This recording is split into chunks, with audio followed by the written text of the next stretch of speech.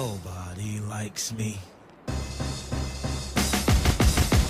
Nobody likes me, but that's okay, 'cause I don't like y'all anyway.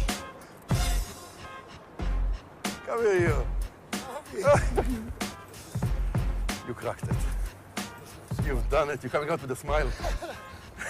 Samuel Leibowitz is a member of an ultra-Orthodox Jewish sect and has been in prison for the last 9 years for drug trafficking. Released from prison, he plans to return to his community in North London to try and live once again the life of an observant Hasidic Jew. You're free! You're free! Freedom!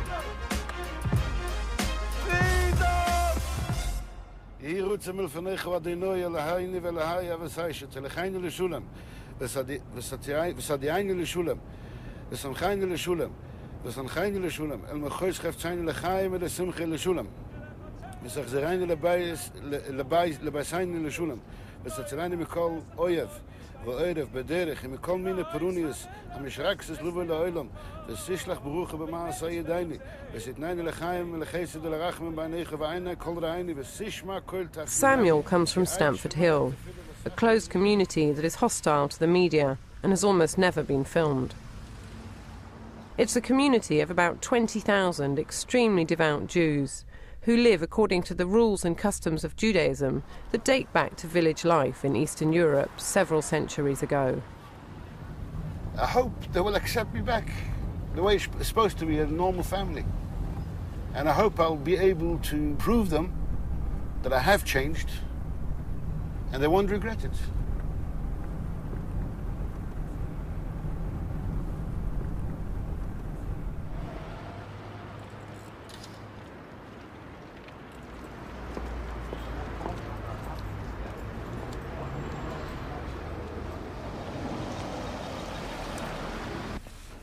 Samuel is 38 years old and has spent half his adult life in prison in 3 different countries. Both his arranged marriages ended in divorce, and he has no contact with his 2 children. Released from prison on condition that he remains electronically tagged and observes a curfew at night for the next 5 months, he now has to choose between his life of crime or religious conformity. Don't move around the foot because it's hard plastic inside. Samuel's family refused to be filmed, having no interest in the media or the outside world. But his brother Isaac made an exception. How hard a challenge do you think it is to go from all those years in prison to leading a devout life in Stamford Hill? Yeah, it will be very difficult because obviously, first of all, he will obviously have had now years of a different lifestyle, coming back to a very strict and disciplined lifestyle in a complete different way as the prison discipline, which will obviously be very difficult for him. He will obviously have mixed with a lot of non-Jewish people, which obviously would have affected his mind, his way of thinking.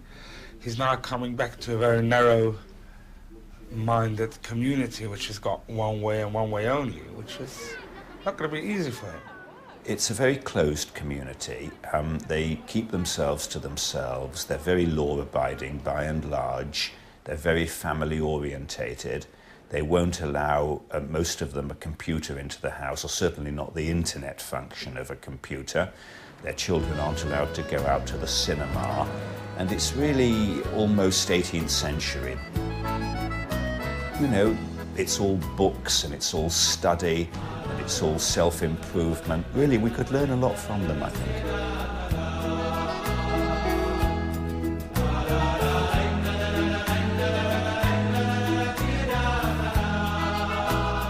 Every minute aspect of life in this community is regulated by rules, from how you behave to what you can wear and how you spend each hour of every day. Boys and girls are educated separately, and marriages are arranged. Women are homemakers and rarely drive a car. Men devote themselves to a life of religious learning and spend as much as 6 hours every day studying Jewish texts. Is it an issue for a man to look a non-Orthodox woman in the eye? Is that an issue? It's even an issue for a man to look into a woman's face. And presumably to touch a woman who's not your wife is not okay. That's correct. So you wouldn't shake my hand? It's better not to shake hands. Better not to shake hands. Yeah. And if I was a very observant Jew, what would I do? I would look down when I passed a man in the street? Don't look into his eyes, yeah. Right. But I can look at his feet. Can I look at his knees?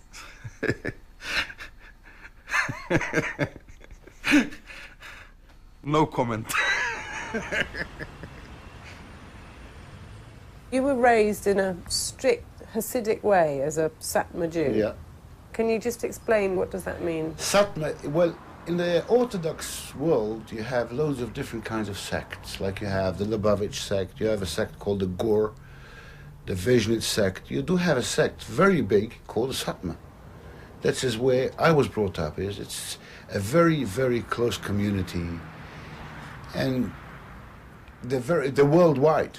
What kind of clothes would you have been wearing then? The proper uniform that I'm wearing nowadays, which is a hat in the weekdays, and a fur hat on the Sabbath, which we call it a shtreimel. Up he goes, and looks like a soldier. Well, obviously, it took the suspicion off from the customs when you walk through the... Because obviously every non-Jew would not suspect a Jewish person walking through the customs with drugs. So it was quite good to use the uniform for trafficking the drugs. And during that time, were you still observing your faith? Oh, sure. Even my time in prison, I never gave my faith up for anything. It doesn't say because I've done drug trafficking, I don't have to observe God anymore. Yeah, so I always kept my faith.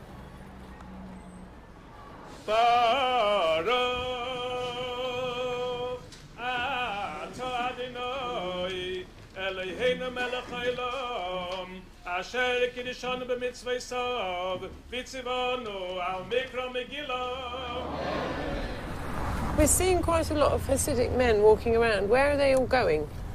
Now it's 10 to 11. Some of them are coming from the synagogue. They've been praying Shacharit, which is the first prayer of the morning. And some of them are going to work, some of them are going to all different businesses. And when will they have to go back to the synagogue for the second prayers? The most important prayer to go to the synagogue is the one in the morning. There's another prayer which is in the afternoon before sunset, anytime before sunset. And then the third prayer is in the evening, which is after nightfall, which can be any time, but normally people do it like until midnight. And they do that in the synagogue as well? That's correct, yeah. So they're toing and froing 3 times a day? That's correct, yeah. How unusual is Samuel in the community to have been in prison all that time and to have committed the kind of I mean, offences? he's obviously unique. There isn't another such a case.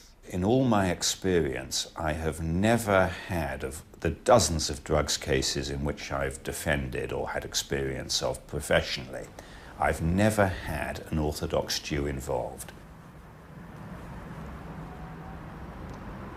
Samuel's curfew is from 6:45 in the evening to 6:45 in the morning. During this time, he cannot leave his flat. What is your view of his crimes? I mean, how does Judaism view drug dealing? Well, we think it's dreadful. I mean, it's dreadful because it's against the law of the country. And he's also bringing disrepute to the community, which is bad, which isn't a good thing, and I think he's aware of that. Mrs. Simons is a prominent member of the community.